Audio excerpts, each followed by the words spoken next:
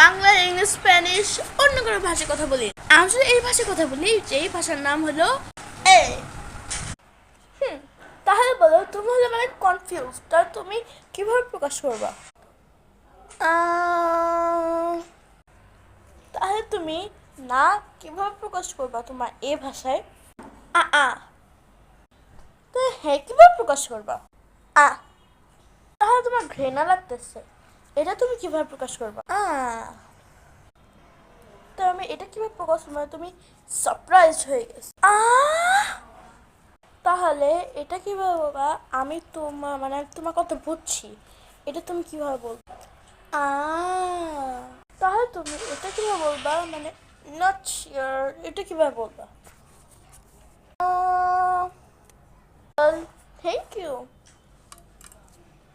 she really improved.